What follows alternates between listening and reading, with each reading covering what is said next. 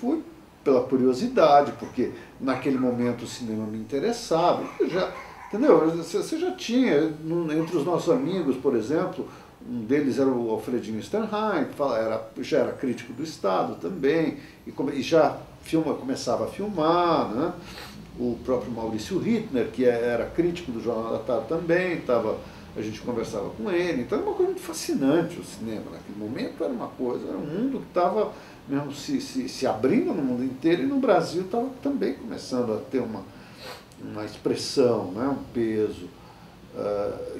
Então, claro que era uma coisa que me interessava, porque eu achei muito bacana o Candeias, propriamente dito. Né? E o Candeias fazia tudo, era fotógrafo, diretor, roteirista, ele sentava com o livro lá dos Hamlet, lá de manhã, lia, vamos filmar, né? Mas ele não tinha um roteiro escrito, não? Roteiro escrito, não. Imagina, ele sentava lá meio distante de todo mundo e pronto. Ele tinha um sentido da imagem muito forte, né? E dentro desse sentido da imagem, uma capacidade de trabalhar com atores que frequentemente eram muito fracos, né? Mas ele, como ele próprio fazia a câmera, ele sabia quando, entendeu, explorar a figura, ele gostava das figuras com quem ele trabalhava, né? Se bem que ele tinha Bárbara Fázio, tinha Túlio de Lemos, o próprio Davi Cardoso, mas tinha o Aguinaldo Raiol, é jogo duro, né? Não deu para disfarçar, mas era o Aguinaldo Raiol que dava o dinheiro para o filme, né? Ele é que botou a grana lá, então tinha que aguentar o cara. O Márcio Souza, que mais tarde ele ficou conhecido como escritor, né? Fez o Calvez e tal, mas o Márcio fazia cinema, ele trabalhava bastante, foi roteirista até de um daqueles filmes caipiras do Oswaldo de Oliveira, sertanejo, né? Não, ele fala os caipiras, né? Minha Barbina e tal, ele foi roteirista de um deles. E foi ele que me falou, o Silvio Renan está precisando de um assistente de montagem. Eu falei, eu quero, porque esse negócio de montagem me atraía muito. Às vezes eu odiava o Silvio, eu queria bater nele, entendeu? Mas hoje, assim, eu fico pensando, cacete, como é que esse cara me aguentava, né? Você não acredita, eu tinha um cabelo enorme, assim, eu ficava fumando dentro da sala de montagem. Não era só eu, as pessoas fumavam dentro da sala de montagem. O Oswaldo, que trabalhava também, fumava, né? Maluquice, né? Você podia fumar, né? Um quarto, metade dessa sala fechada. Tá absurdo, né? Mas aí eu, basicamente, fica aí olhando, né? Aí acho que ele às vezes se enchia de mim e me mandava colar filme, né? Colar o magnético, né? Naquele tempo você reaproveitava, né?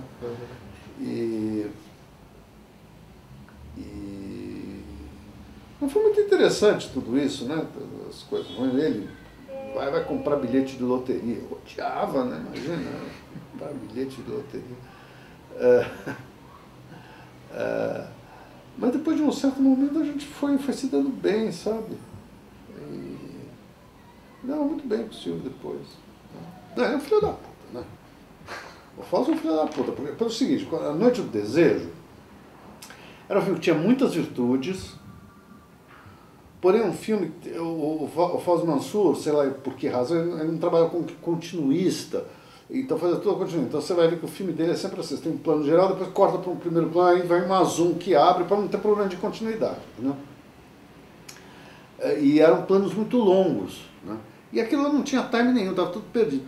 Então eu falei, eu vou fazer um negócio. Aí eu pensei que havia uma dialogação muito interessante entre...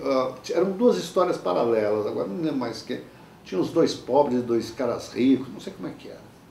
Era o Bolão, Neila Torraca... No Noite do Desejo? Eu não sei se era um casal e outro casal, né? Não, eram dois caras que iam pra noite...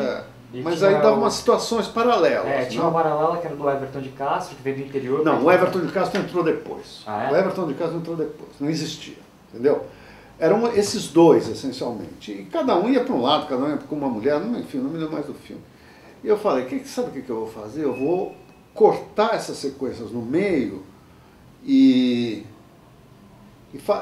provocar uns diálogos. Então o cara que estava, sei lá, na rua de cima, perguntava, o que eu vou fazer? Entendeu? E a mulher que estava com o cara aqui na rua de baixo é que respondia. Então deu uma dinâmica muito forte para o filme, sabe?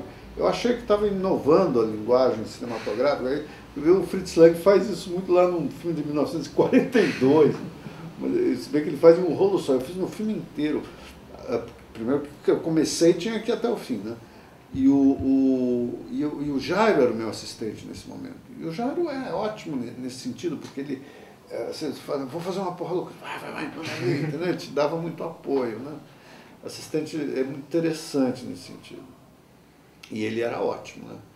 Então eu fiz. Mas aí o filme deu um negócio de censura, aí ele acrescentou uma história que ele filmou nas coxas, né? Que é a do Everton de Castro. Que é essa do Everton de Castro, meteu o nome dele lá como montador, entendeu? E quando o filme recebeu um prêmio de montagem, eu fui lá receber o prêmio. A merda, né? Eu tinha pastado em cima do filme horas. O filme ia ficar uma merda se fosse outra montagem, sabe? Embora tivesse um potencial muito bom, né? Claro que ficou ruim também, porque na filmagem do Everton tinha fio no chão. Mas você montou a parte do Everton? Não, isso foi o Fausto. Foi ele mesmo. Mas, né? Com um pouco de decência, ele saberia muito bem que o que havia de bom, se o filme ganhou o prêmio de montagem, não foi pela parte do coisa, foi pela parte que eu montei, né? E as pessoas tinham visto, né? As pessoas que deram o prêmio. Então, calma lá, né? Mas ela também tem aspectos muito interessantes, desde o som direto que ele fazia, né? Porque ele não conseguia dublar, então era a primeira vez que eu fiz um filme em som direto. E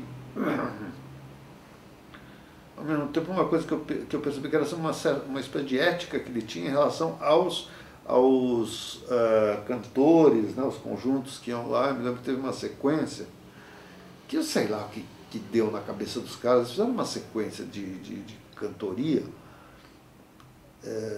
de mais ou menos 2 ou 3 minutos, sei lá eu quanto, e não puseram claquete. Então eu nunca sabia o que os caras estavam cantando. Não, no plano 1, plano 2 não tinha isso, né?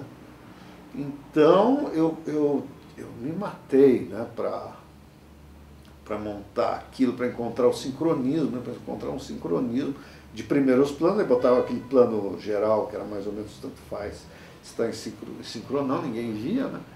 E aí voltava, botava um, botava outro e tal. Levei 3 dias para montar a sequência. Eu com o Pio, né? O Pio Zamun, né?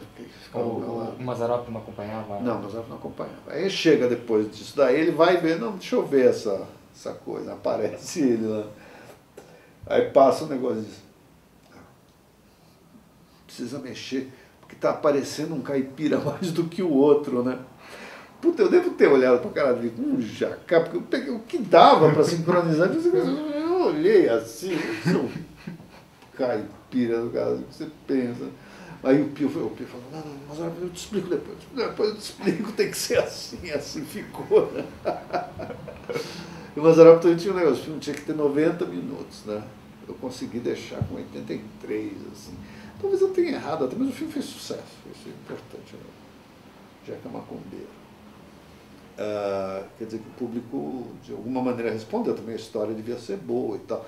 Mas a opinião de 2 filmes não tinham sido grandes sucessos. Então, esse daí respondeu bem, foi tudo ok.